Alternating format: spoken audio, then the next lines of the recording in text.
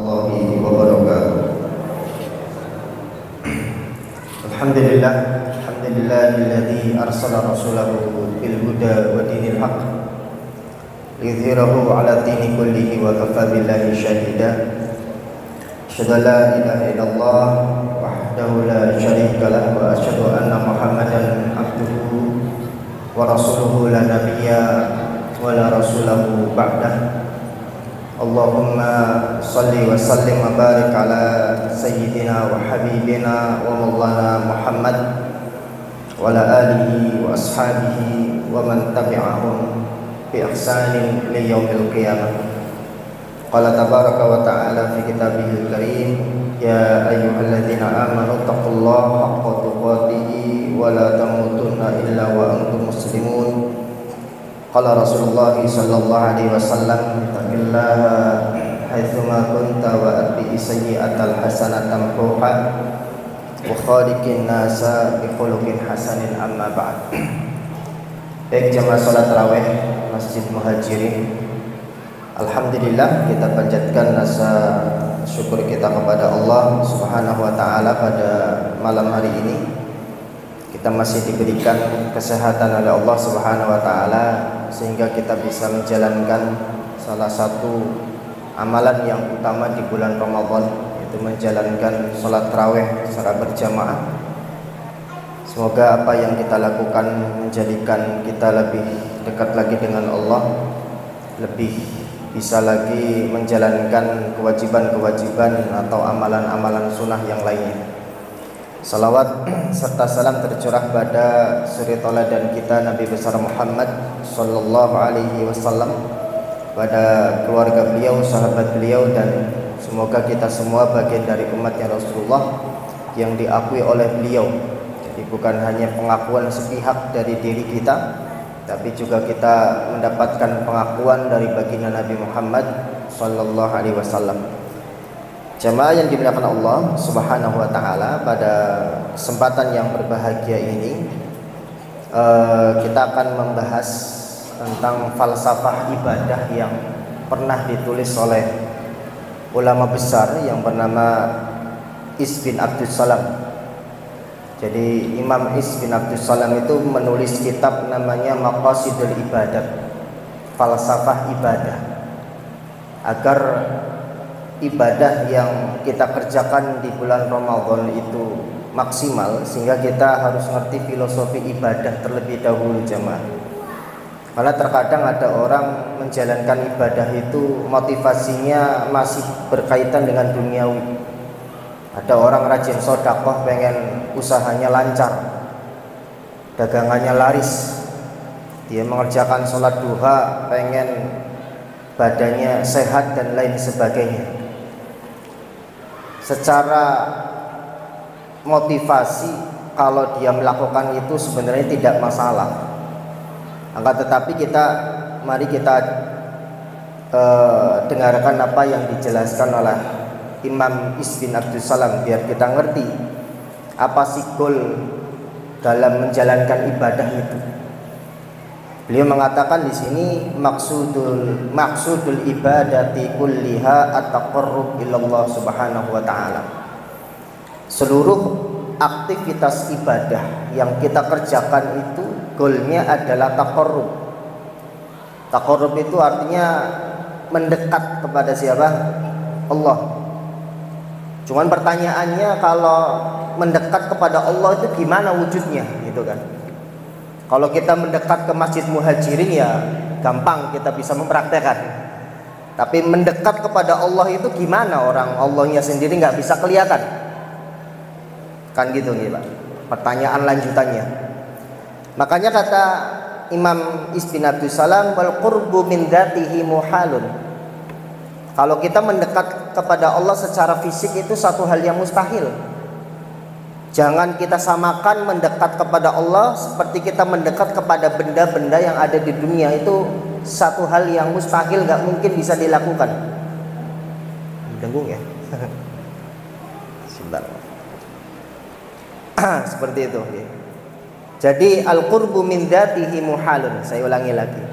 Mendekat mendekati Allah secara fisik itu satu hal yang mustahil dan itu nggak mungkin bisa kita lakukan. Lantas apa yang dimaksud mendekat itu? Karena Allah Subhanahu wa taala pun pernah bersabda, wasjud waqtarib, bersujudlah kalian dan mendekatlah. Ya, kita diperintahkan untuk apa? Mendekat. Dalam ayat yang lain disebutkan aina yashrabu bihal muqarrabun. Di surganya Allah itu nanti akan ada ain, telaga, mata air yang akan diminum oleh orang-orang yang muqarrabun. Muqarrabun itu adalah orang-orang yang didekatkan. Bahasa yang diambil oleh Allah Subhanahu wa taala muqarrab. Muqarrab itu orang yang didekatkan, bukan orang yang mendekat, Pak. Karena terkadang orang mendapatkan hidayah itu mutlak atas dasar keinginannya Allah. Ya, terkadang kita ada orang nggak jeripaya pengen mendapatkan hidayah tapi dapat hidayah. Kalau saya ambil contoh itu kisahnya Umar bin Khattab radhiyallahu anhu. Umar bin Khattab itu nggak menyangka dirinya akan mendapatkan apa? Hidayah. Bahkan para sahabat itu ketika melihat Umar bin Khattab masuk Islam itu seperti hal yang mustahil. Kalau di tempat saya itu seperti puyuh buntutan, Pak. Ngapa puyuh buntutan itu? Burung puyuh kan nggak mungkin ada ekornya, dan itu mustahil ada burung puyuh kok keluar ekornya. Nah itu ibarat Umar masuk Islam itu dalam benak para sahabat itu seperti itu. Ya, makanya ada orang muqarrabun, orang-orang yang didekatkan sama Allah.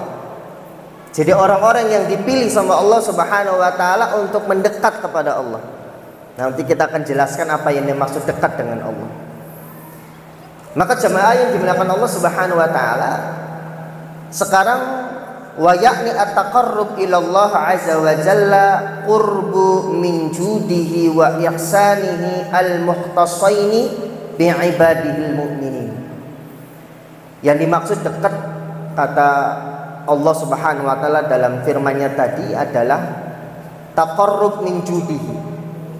Jadi kita dekat dengan sifat judnya Allah. Apa itu sifat jud? Allah Subhanahu wa taala itu diberikan nama oleh baginda Nabi Muhammad SAW dalam sebuah riwayat, innallaha azza wa jalla jawadun.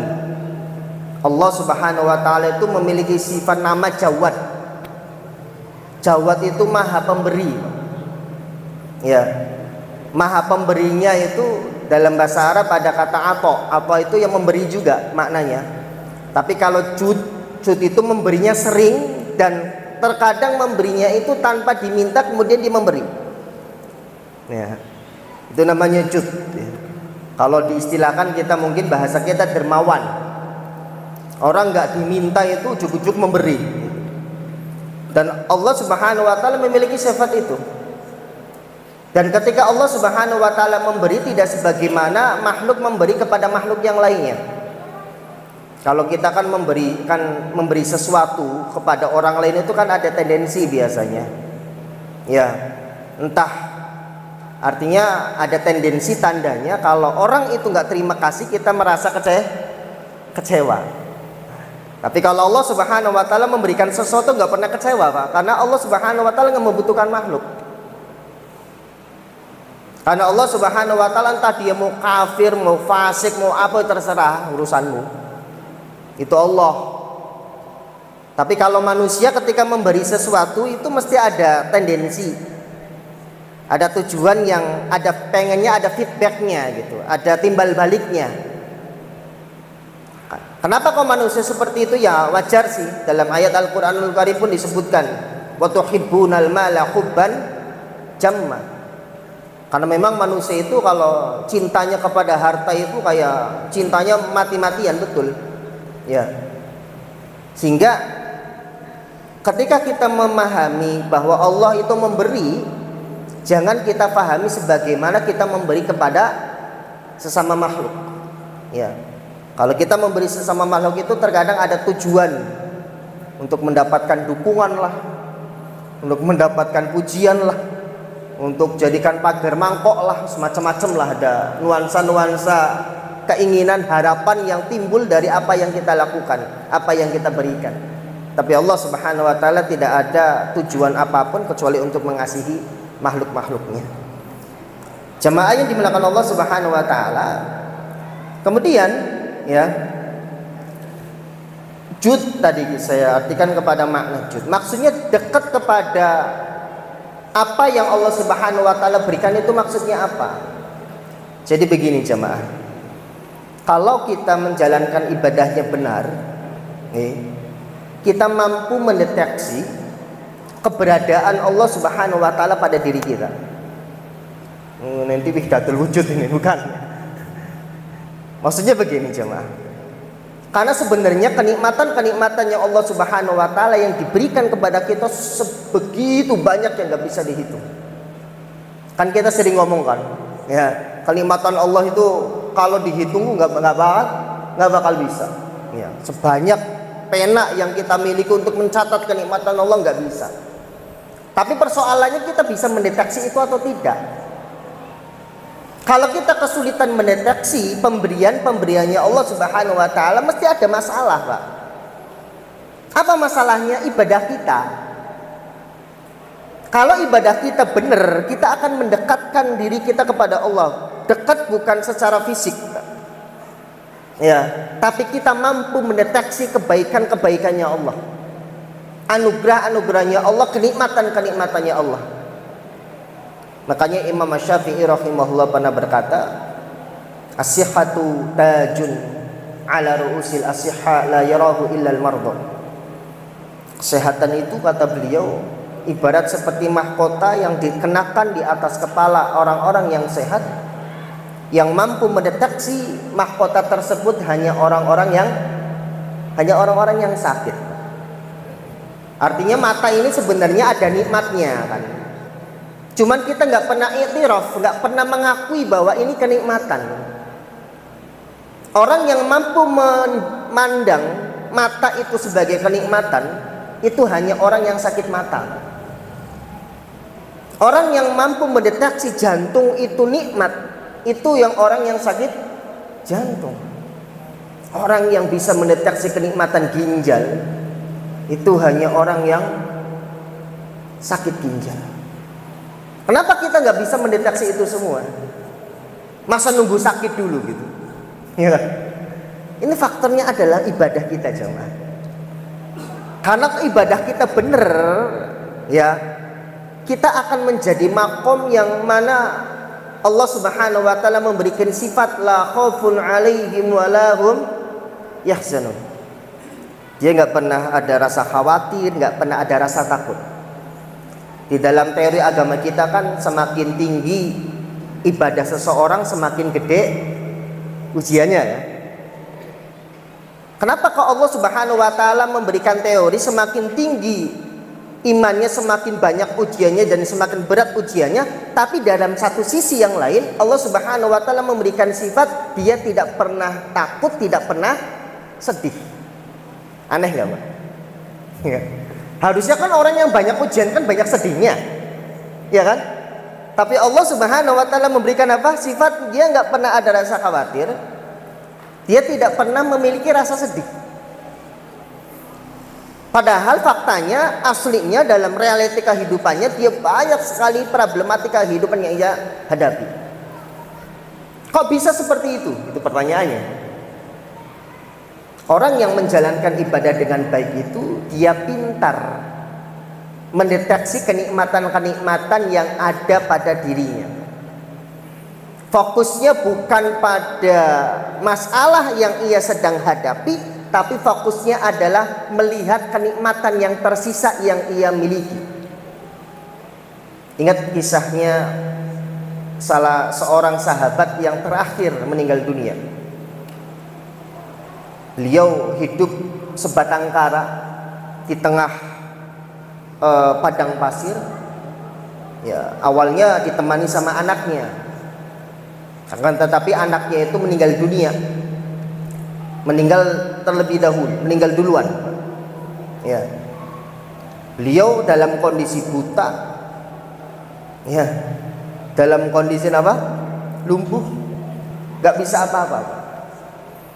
Kemudian ada satu orang yang tersesat pada saat itu.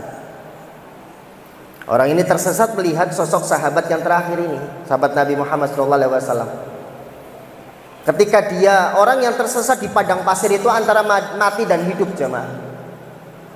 Makanya dalam sebuah hadis Nabi Muhammad SAW, ketika ada orang tersesat kemudian ontanya itu lari bersama barang yang ia bawa untuk perbekalan makan dan pakaiannya, maka dia sudah putus asa. Wah, ini mati sudah. Kalau tersesatnya di Jakarta masih bisa makan, Mbak. Tapi kalau tersesatnya pada era zaman dahulu di tengah padang pasir, wah, ada potensi matinya tinggi. Sehingga pada saat orang ini putus asa, jamaah yang dimuliakan Allah Subhanahu wa taala, kembali kepada kisahnya sahabat tadi. Putus asa mati, kemudian dia melihat sosok sahabat yang tadi, yang hidup sendirian di tengah tenda, ya, tidak ada teman, matanya buta, kemudian apa? Kakinya lumpuh. Bayangkan, Pak. Tapi ketika didekati orang ini, jamaah yang dimuliakan Allah Subhanahu wa taala, dia dalam kondisi apa? Bersyukur, seakan-akan dia nggak punya masalah. Bayangkan. Karena dia hanya memikirkan, kemudian ditanya, wahai Tuhan, Anda kok di sini sendirian, kok aman-aman saja, tidak ada raut muka yang apa ya, menyedihkan gitu, Pak. Kata beliau, alhamdulillah. Beliau mengucapkannya alhamdulillah. Saya masih punya lisan sehingga saya bisa mengucapkan apa? Zikir kepada Allah Subhanahu wa taala. Ya, saya masih punya apa namanya? Anggota tubuh yang lainnya yang saya bisa gunakan untuk melakukan atau menikmati yang Allah Subhanahu wa taala berikan kepada saya. Jadi fokusnya kepada kenikmatan yang tersisa, Pak. Bukan kepada kenikmatan yang diambil oleh Allah Subhanahu wa taala, mungkin sementara atau selamanya nggak jadi masalah, cuma satu atau dua terkadang. Yang akhirnya kalau seperti itu, jamaah yang dimuliakan Allah Subhanahu wa taala, programnya syaitan liyuhzinal ladzina amanu. Syaitan itu akan berupaya keras menjadikan orang-orang beriman itu merasa sedih. Kalau kita, makanya dalam bab ketika kita meninggal dunia, keluarga kita ditinggal mati, kita nggak boleh niyahah, nggak boleh apa? Meratapi berlarut-larut, nangis nggak apa-apa, boleh. Tapi nggak boleh berlarut-larut. Nanti kalau kesedihan berlarut-larut itu potensi akan ditunggangi oleh syaitan. Orang yang mati bunuh diri itu faktor utamanya apa? Kesedihan. Orang yang sedih itu larinya kemana-mana nanti. Mentok itu bunuh diri mati. Bisa minum minuman, bisa main perempuan, bisa macam-macam, Pak. Ya, syaitan itu akan gampang memainkan orang yang dalam kondisi sedih. Dan faktor sedih kan macam-macam, ya. Maka dari itu jemaah yang dimuliakan Allah Subhanahu wa taala, kalau kita pengen menjadi orang yang tahan, nggak gampang sedih, ibadahnya diperbaiki. Ibadahnya dibenerin gitu. Nanti akan kita bahas apa saja wujudnya.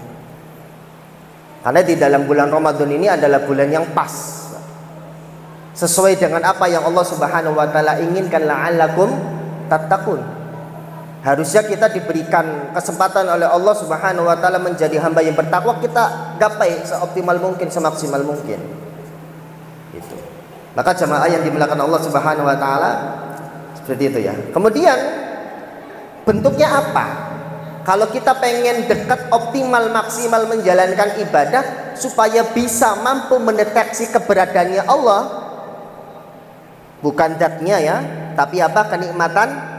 Kenikmatannya yang ada pada diri kita bagaimana?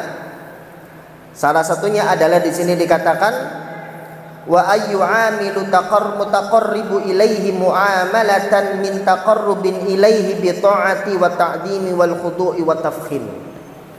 Ada 4 unsur yang harus kita penuhi jemaah dalam menjalankan aktivitas perintah kepada Allah Subhanahu wa taala. Ada 4. Yang pertama kata beliau at-ta'ah, ketaatan. Apa itu maksudnya ketaatan, Pak? Kalau misalkan ada atasan kita misalkan nyuruh ngangkat galon dari lantai 1 ke lantai 7, nggak pakai lift. Syaratnya nggak pakai apa? Lift. Ada lift padahal, tapi nggak boleh pakai lift. Nanti angkat dari apa? Lantai 1 ke lantai 7. Nanti di lantai 7 ada ruangan nomor 10. Anda masuk ke situ. Di situ ada dispenser, pasang galon ini di dispenser itu. Kalau orang menjalankan apa yang diinginkan oleh atasannya tadi, itu namanya taat, Pak. Paham ya, Pak? Taat. Sebagaimana Allah Subhanahu wa taala pun tadi memerintahkan kita kalau untuk sholat.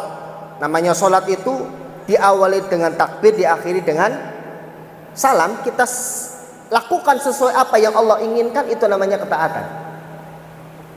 Tapi itu baru satu unsur, nanti kita akan bahas selanjutnya.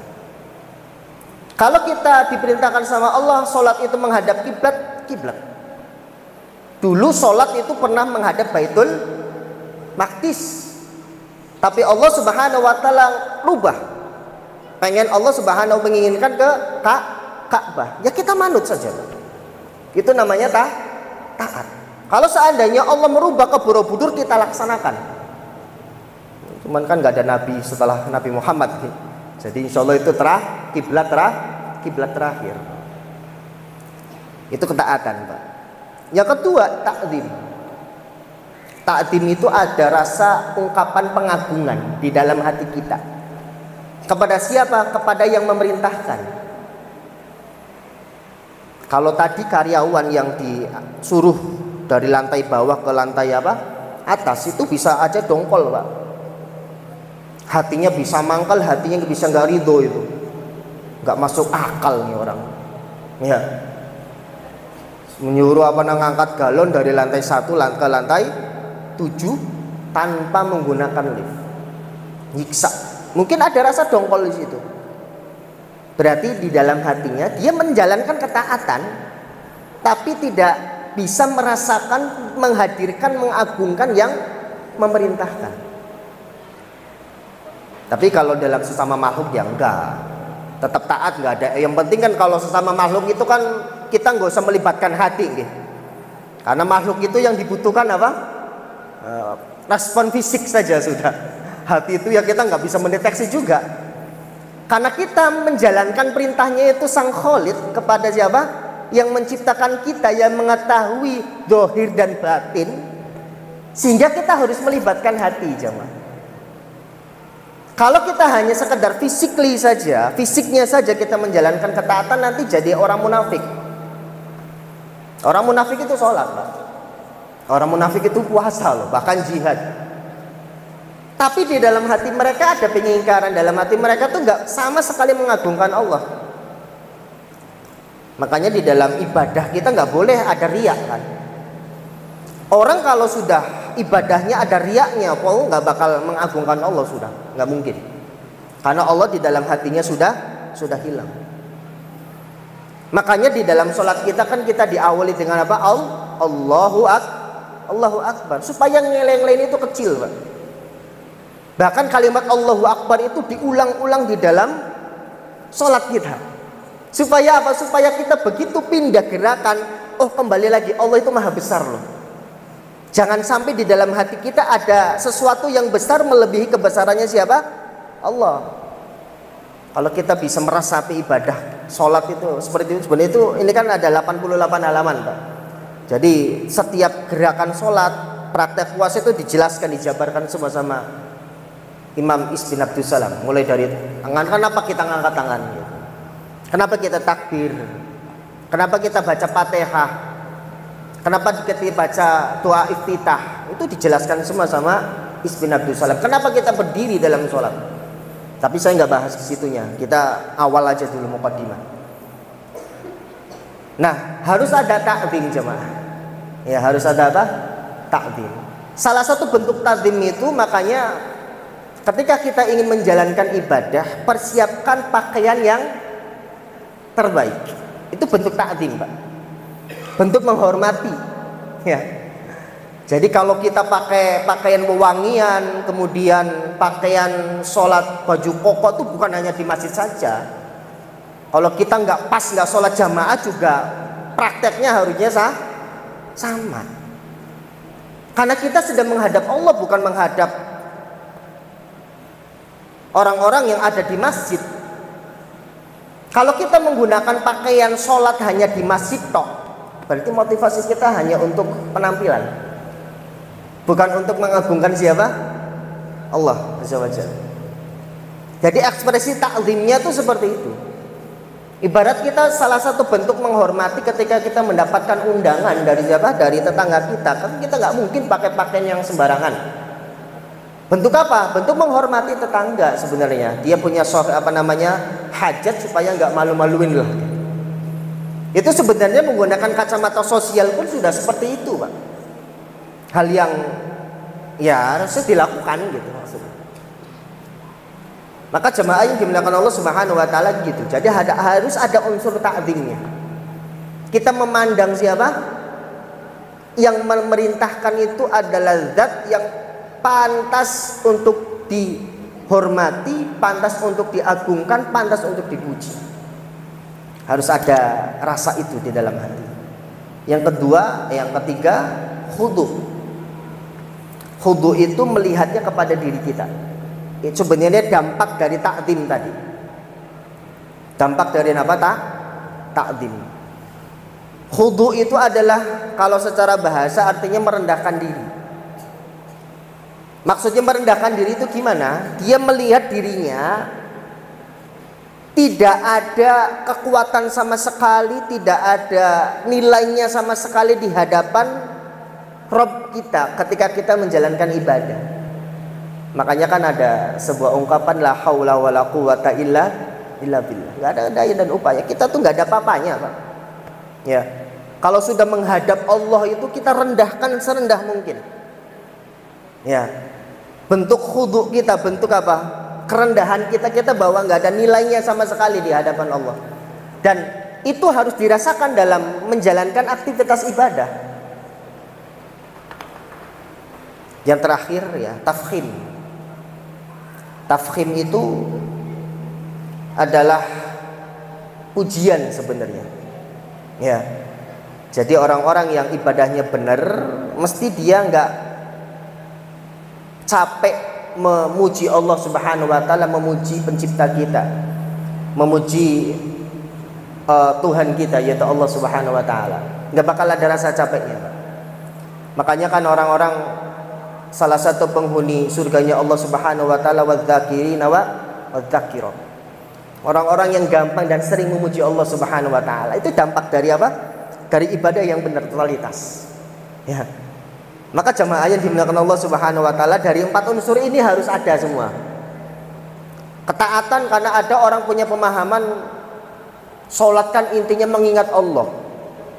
Kalau mengingat Allah itu prakteknya di mana? Kan di hati. Ngapain ada ruku, ngapain ada sujud? Kalau ruku dan sujud nggak mengingat Allah ya sama saja gitu, Pak. Kan ada pemahaman yang seperti itu gitu. Kakak saya itu kayak gitu, Pak. Nggak sholat ya.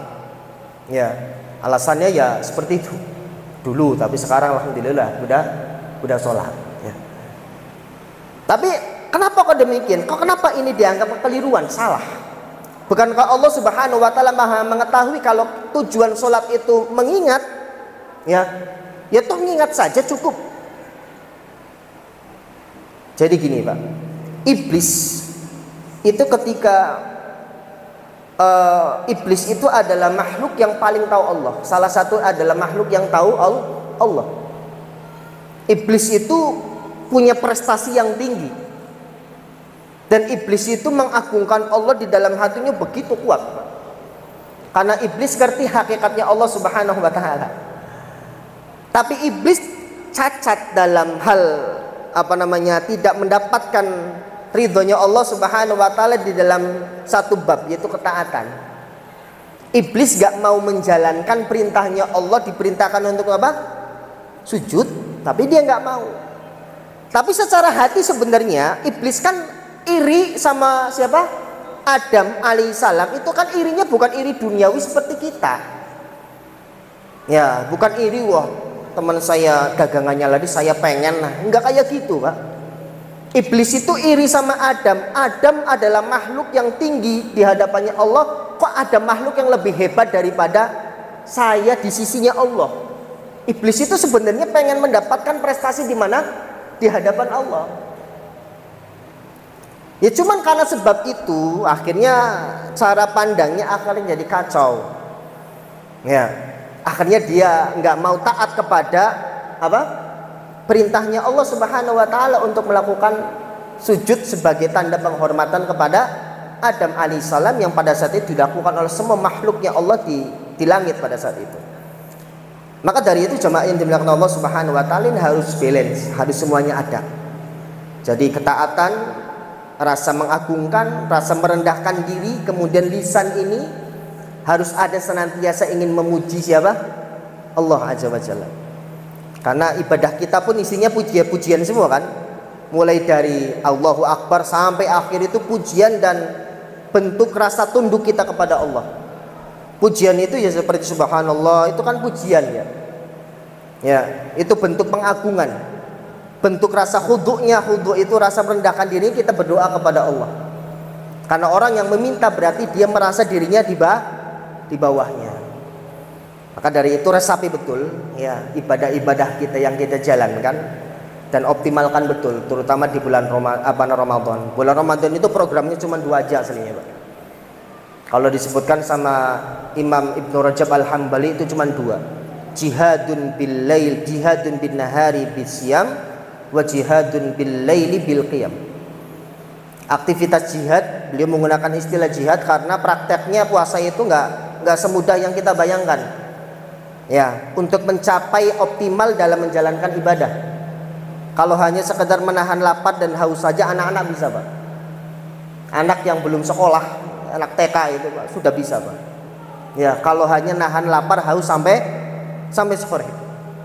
Tapi itu kan anak-anak yang secara akal, secara nalar belum sempurna. Ya, kita sebagai orang dewasa yang akalnya sempurna harusnya lebih dari itu. Bukan hanya nahan lapar dan haus, tapi kita puasakan seluruh anggota tubuh kita, mulai dari mata, telinga, dan lain sebagainya. Bahkan ada yang lebih tinggi lagi, puasa khawas, saumul khawas, puasanya orang-orang yang khusus. Apa itu? Dia memutus pikiran-pikiran yang tidak ada kaitannya dengan Allah. Walaupun pikiran itu statusnya mubah, boleh, tapi diputus untuk bulan Ramadan. Nggak boleh bukan nggak boleh ya, nggak memikirkan itu. Sekali lagi, bukan nggak boleh ya, tapi nggak memikirkan itu.